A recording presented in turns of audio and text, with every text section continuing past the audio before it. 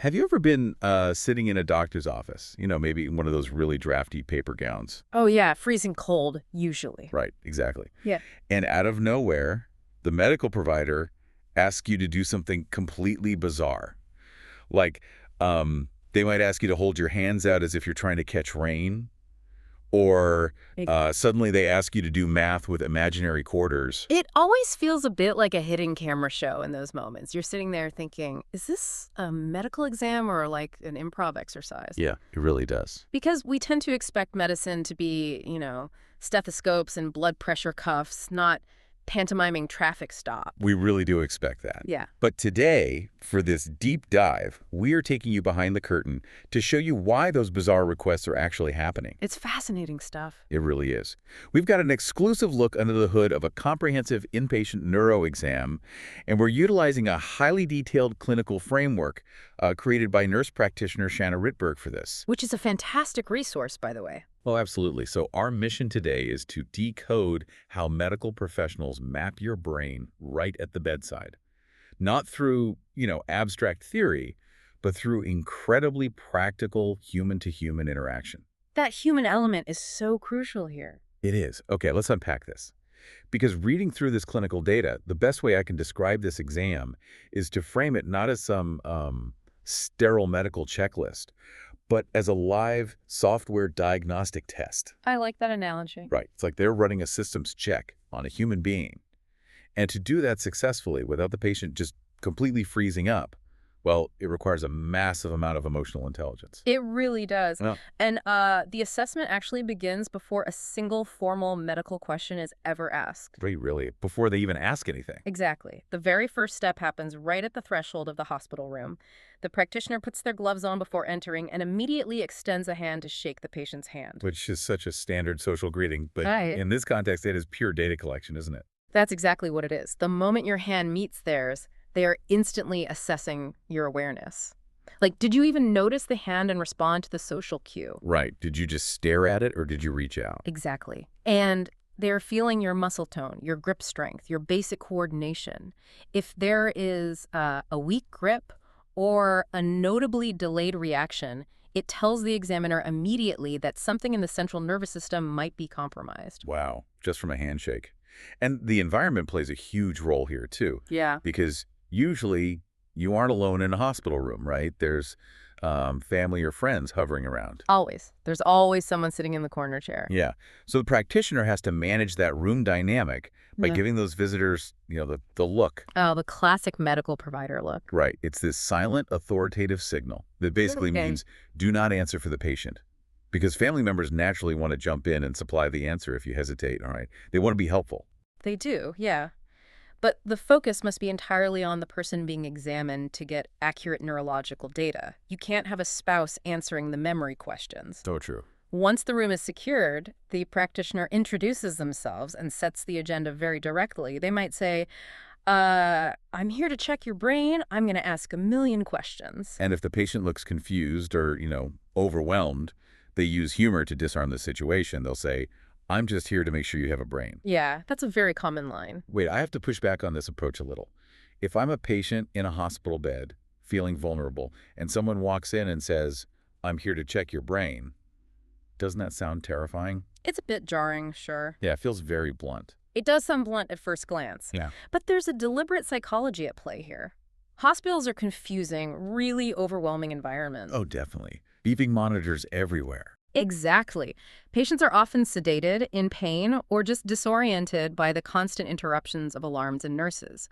That directness, paired with a disarming joke, well, it cuts right through the environmental noise. So it snaps them into focus. Right. It establishes confidence. And, more importantly, from a neurological standpoint, it actively tests the patient's ability to process social cues, to interpret tone, and to respond to humor. Ah, I see. If a patient can't process the joke or becomes inappropriately agitated, that is a clinical finding in itself. They're checking if the social processor in your brain is basically online and functioning properly. Exactly. So the patient tracks the joke and rapport is established.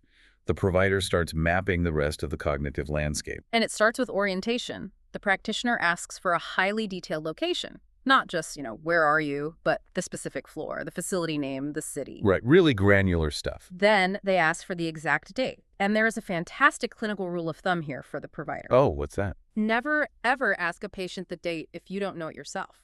Oh my gosh, that would be incredibly awkward. Mhm. Imagine the patient says it's Tuesday the 14th, and the provider has to pull out their smartphone to verify if the patient's brain is working. It's a small detail, but it's vital for maintaining authority in that room. And this orientation check is foundational. It factors into what's known as the Glasgow Coma Scale. Right, which is the universal medical grading system used to measure a person's level of consciousness based on their eye, verbal, and motor responses. Exactly. Establishing that baseline of reality is step one. After orientation comes memory and cognition. The provider asks the patient to recite the days of the week forward and then the months of the year backwards. Which is surprisingly difficult even on a good day. Try doing it right now. It takes a second. December, November, October. Yeah, it really does. It requires what we call working memory and executive function. You aren't just retrieving a static fact, Your brain has to actively hold the sequence in its temporary workspace and manipulate it in reverse order. That makes a lot of sense. Now, general knowledge is tested next. The provider will ask who the current president is and where the previous president was. Right, this is a very standard question. And we should pause right here and be absolutely clear about why this is in the exam for you listening. Neither the original source material nor us are endorsing any political viewpoints whatsoever. Zero political agenda here. Exactly. The practitioner strictly wants to know if your brain has accurately stored and can retrieve widely known factual information.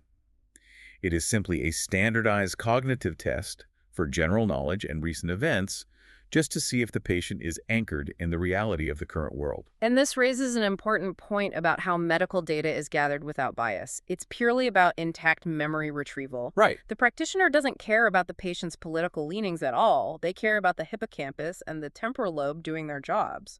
Speaking of retrieval, the math portion follows that. They ask, if I gave you 7 quarters, how much money is that? Which is $1.75. $1.75, yeah. And this tests calculation, but in a real-world, highly relatable context. Asking about quarters utilizes a totally different neural pathway than asking an abstract arithmetic question like, what is 25 times 7? Because nobody thinks about 25 times 7 in daily life. Right. It grounds the cognitive test in everyday survival skills. Yeah. Following that math problem, the practitioner gives the patient 3 unrelated words to remember for later. Oh, the memory test. Yeah. Providers usually maintain a personal list of about a dozen mixable words, and they switch them up regularly, so returning patients can't just memorize them in advance. That's clever. We then move to the language test. The patient is asked to repeat specific phrases. First, today is a lovely day in your city. Then, lovely yellow lilies. That's a tricky one. It is. And finally, no ifs, ands, or buts. The examiner is actively listening for fluency here, but also for specific clinical signs. They are listening for dysarthria, which is slurred speech due to muscle weakness, Well, and they're looking for aphasia, which is a broader difficulty understanding or producing language from a cognitive level. here's how I think about this progression. The brain is like a complex, massive orchestra. The memory questions, the dates, the quarters, the presidents, that checks if the musicians have their sheet music and know the song. I like that. But those weird tongue twisters like lovely yellow lilies, that checks if the physical instruments themselves, like the vocal cords, the tongue, the mouth muscles, are actually in tune and physically coordinated enough to play the notes. If we know the cognitive software or the sheet music is functioning, the exam naturally has to test the physical hardware that executes those commands. Right, the actual mechanical parts. Exactly. The brain has to send signals down a physical cable, which brings us to the cranial nerves and the upper body motor functions. We are essentially acting like a detective, following the wiring from the mainframe in the skull, down the neck, and out into the limbs. Let's start with the eyes. Okay. The examiner checks peripheral vision by wiggling their fingers, and then they do the H pattern. They move their finger in the shape of a large H in the air and ask you to follow it with just your eyes. The mechanics behind that H pattern are incredible. Moving your eyeball isn't controlled by just one nerve. It requires 3 distinct cranial nerves working in perfect concert. Wait, 3 different nerves just to follow a finger? Yes. Cranial nerves 3, 4, and 6. Cranial nerve 6, the abducens, handles looking outward. Okay. Cranial nerve 4, the trochlear, handles looking downward and inward. And cranial nerve 3, the oculomotor, handles the rest of the directions. Wow. So by tracing that specific H shape, the practitioner forces the eye to isolate each of those mechanical pulleys. Precisely. If the eye lags or jerks in one specific direction, they know exactly which of the three nerves is damaged. It's a highly targeted stress test for the ocular hardware. Then the exam moves to the expressive muscles. They ask you to give a big smile, puff out your cheeks, and keep your eyes closed as tight as possible while the examiner literally tries to pull them open. Yeah, that feels very weird as a patient. I can imagine. This tests cranial nerve 7, the facial nerve, looking for any asymmetrical weakness, right? Right.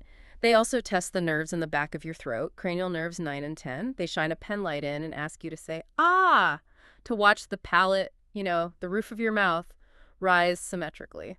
But there is a massive essential safety rule practitioners follow here, isn't there? Yes, there is. Do not check the gag reflex unless there are specific throat symptoms, like difficulty swallowing. Right. Nobody wants a surprise gag reflex test if they're just in for a routine check. Absolutely not. So we've tested the wiring in the face and throat. Now we follow the nerves down into the upper motor functions. This is where those bizarre pantomimes come in. The examiner asks the patient to extend their arms out in front of them, palms facing up, with their eyes closed, as if they are trying to catch rain. What's fascinating here is the translation of complex neurological mechanisms into simple, universally understood commands. Yeah, everyone knows how to catch rain. Exactly. Catch rain bypasses clinical hospital jargon entirely. What they are actually checking for is a phenomenon called pronator drift. What exactly is happening in the arm during pronator drift? Well, our arms naturally have stronger pronator muscles. Those are the ones that turn the palms down. Okay. And they're stronger than supinator muscles, which are the ones that keep the palms up. Normally, your brain sends a constant, balanced signal to keep your palms facing the ceiling. Makes sense. But if there is a subtle upper motor neuron lesion, meaning a wiring problem in the brain or spinal cord, that signal weakens. And without visual feedback to correct it, which is why the eyes must be closed, the stronger pronator muscles take over. Exactly. The affected arm will subtly drift downward, and the palm will pronate, or turn inward. Your arm literally betrays the neurological deficit the moment you close your eyes.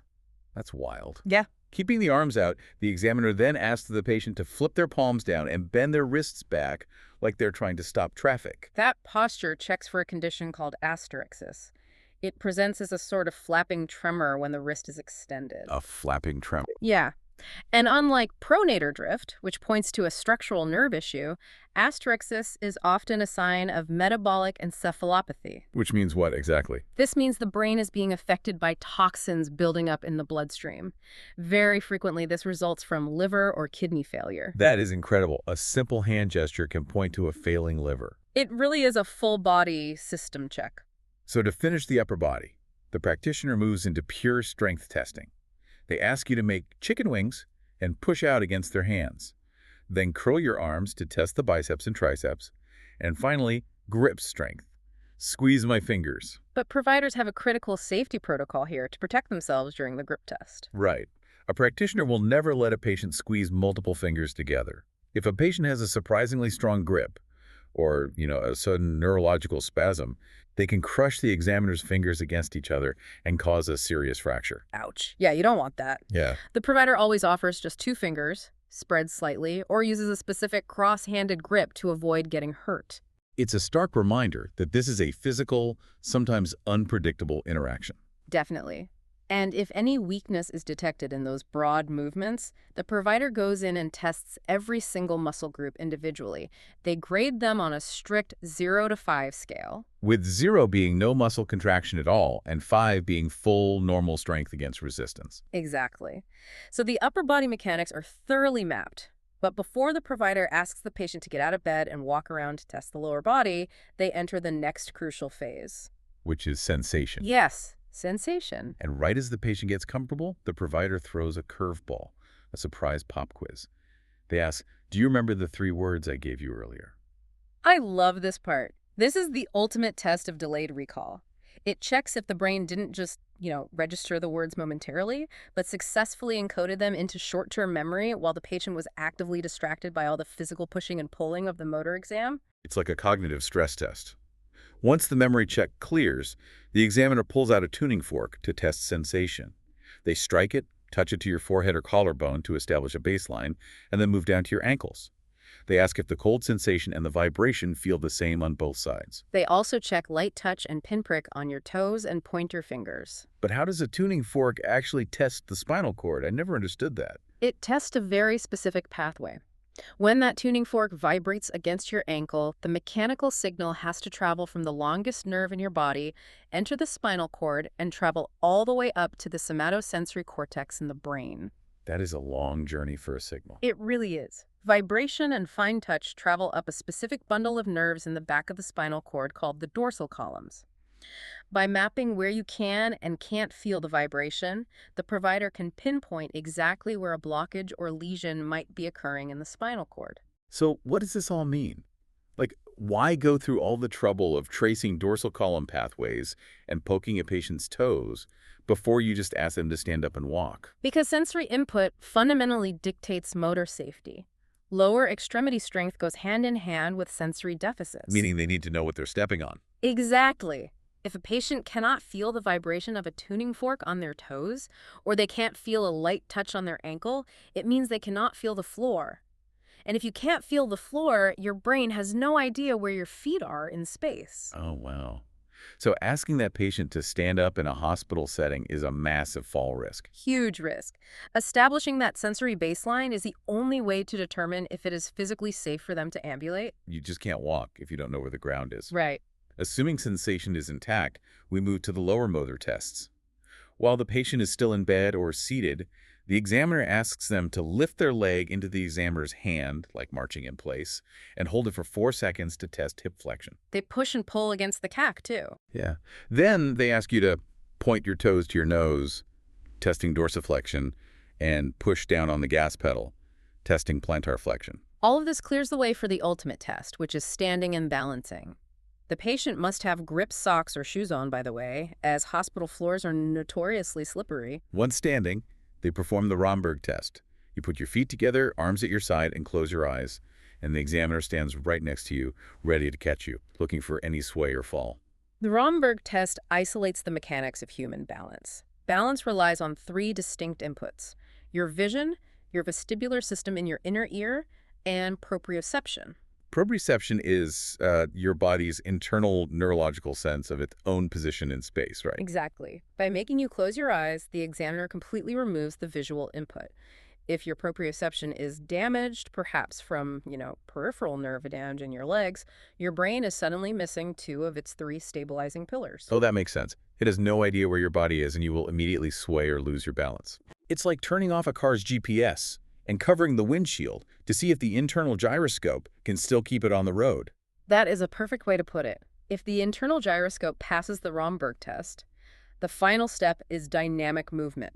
Walking forward, walking on your tiptoes, and walking on your heels. This checks the entire complex system: the cognitive software, the cranial nerves, the spinal cord, and the muscular hardware, all functioning in motion. And at that point, the physical mapping is complete. The provider looks right at the patient, returning to that warm human connection established at the door, and says clearly, "You passed. You have a brain." It's a wonderful bookend to the opening joke. It serves a profound clinical purpose by instantly lowering the patient's anxiety. Yeah, you can imagine the relief. The practitioner then explains any findings clearly and kindly and outlines the exact plan, whether that involves ordering further MRI imaging, running lab work, adjusting medications, Or putting in a consult for physical or occupational therapy to help with walking, or establishing strict fall precautions. Exactly. The patient is never left in the dark about what their body is doing. We've gone from a simple handshake to a full, head-to-toe neurological profile in just a few minutes of conversation and movement. If we connect this to the bigger picture, what this examination reveals is something truly artistic about bedside medicine. Artistic. How so? Well, behind the scenes, the provider is calculating complex variables. They are updating Glasgow Coma Scale scores, grading muscle strength on a strict 0 to 5 scale, and testing the intricate pathways of a dozen different cranial nerves and dorsal columns. But to the patient sitting in that drafty gown, it is completely disguised as a warm, slightly quirky conversational chat. Exactly. It is the perfect synthesis of hard neurological science and empathetic bedside manner. It really is a masterclass in observation. And it leaves me with a thought that I want to pass on to you as you go about the rest of your day. We've just seen how a trained medical professional can map the intricate microscopic workings of the human nervous system just by asking someone to hold imaginary quarters, catch invisible rain, and smile. It's pretty amazing. So it makes you wonder, how much neurological and emotional data are we unknowingly broadcasting to each other every single day in our handshakes, our eye contact, and our casual everyday conversations? It certainly makes you think differently about the hidden mechanics behind the next time someone asks you to do something a little unusual. Keep catching that rain. We'll catch you on the next deep dive.